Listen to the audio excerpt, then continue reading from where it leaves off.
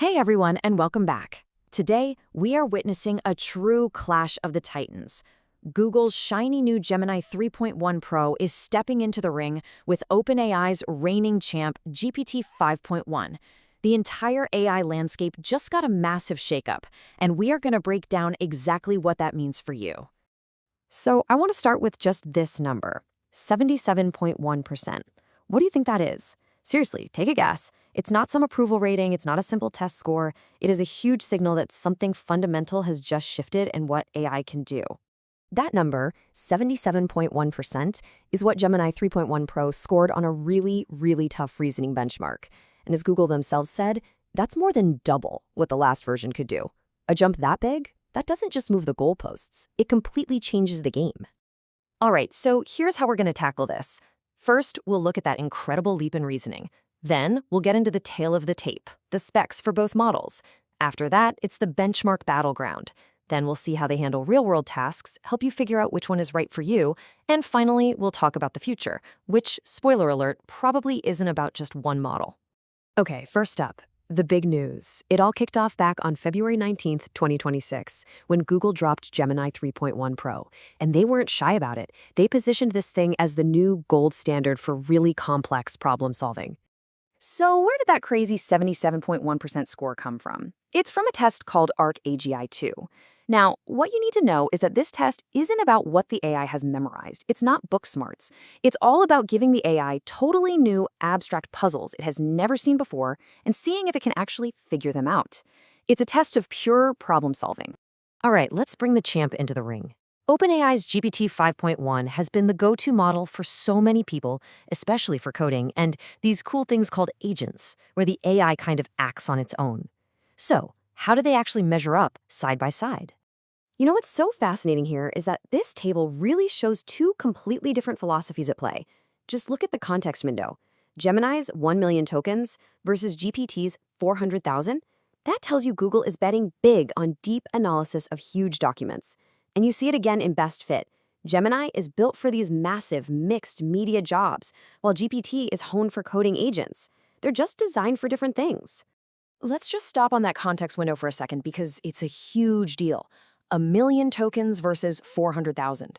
Now, a token is basically just a word or part of a word, but what this really means is that Gemini can hold something like an entire massive novel or a whole project's worth of code in its working memory all at once. That lets it connect dots across a staggering amount of info in a single go. So, this is the big question, right? How do these specs and design choices actually play out in real performance? I mean, stats on paper are one thing, but the benchmarks, they tell a much more interesting story about where each of these models truly shines. And this chart leaves it all bare. It pits Gemini 3.1 Pro against GPT 5.2, which is a very close cousin of 5.1, and a bunch of other top models.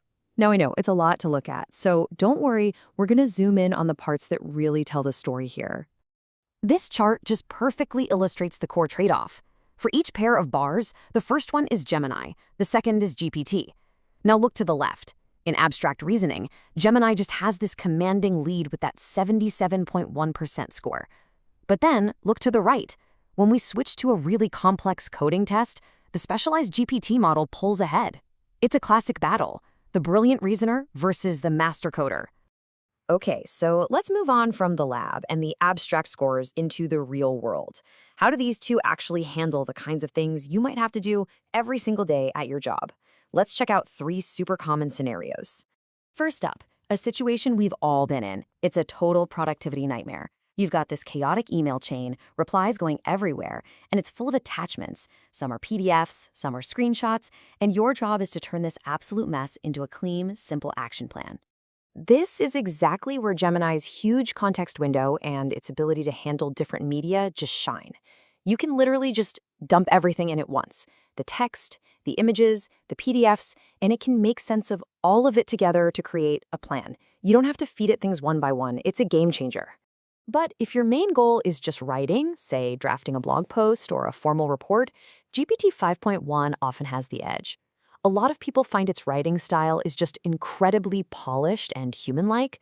Plus, it's fantastic at following really specific instructions about tone, style, or formatting. All right, scenario number 2. Let's say you're a developer and you have to build a new feature from the ground up. And we're not talking about just a simple script here. We're talking production-ready code, the whole shebang with tests and a Docker file so it can be deployed.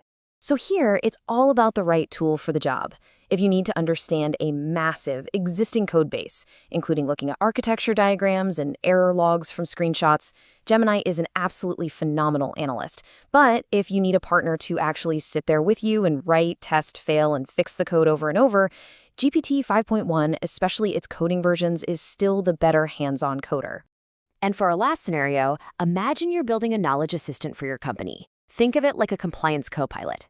It has to answer super specific questions, but it can only use information from hundreds of pages of your internal policy documents. For this kind of task, it's a technique called RAG, where the AI looks things up before it answers. Both models are really strong, but of course they have different strengths. Gemini's giant context window lets you just stuff more raw, messy documents into the prompt at once. GPT 5.1, on the other hand, is amazing at more structured jobs, where it has to call other tools and then give you back a perfectly formatted answer. Okay, so now that we've seen how these models act out in the wild, we can finally boil all of this down into some clear, straightforward advice to help you choose which one to use. This really is the bottom line question, isn't it? For your day-to-day stuff, especially if you're not a developer, which AI teammate should be on your side? The choice here becomes pretty obvious. If your entire workday happens inside Google Workspace, you're in Docs, Gmail, all of that, and you're constantly dealing with huge PDFs, presentations, or even screenshots you need to understand, then Gemini 3.1 Pro was pretty much built just for you. But on the other hand, if what you really need is a top-tier assistant for writing and brainstorming, and you're already plugged into that whole ChatGPT ecosystem with custom GPTs and all the integrations, then yeah, ChatGPT with GPT 5.1 is still an unbelievably powerful choice. But here's the thing. For professionals, for developers, the whole conversation is already shifting away from just picking one winner. The smartest play isn't about being loyal to one company. It's about building a smarter system that uses the best of everything. This is how the pros are thinking about it. They're not choosing one model, they're building a stack. It starts with a smart router at the top that looks at a request and asks, okay, is this a coding task or is this analyzing a huge document? And then sends it to the best model for that specific job. This way, you get the absolute best of both worlds, Gemini's reasoning, GPT's coding, all working together. And that really leaves us with a much more powerful idea. This AI race isn't a spectator sport, where we just sit back and wait for a winner to be crowned. The real question is for you. How are you going to take these incredible, specialized tools and assemble them into a system that's way more capable than any single model could ever be on its own? It's time to stop thinking like a consumer and start thinking like a builder.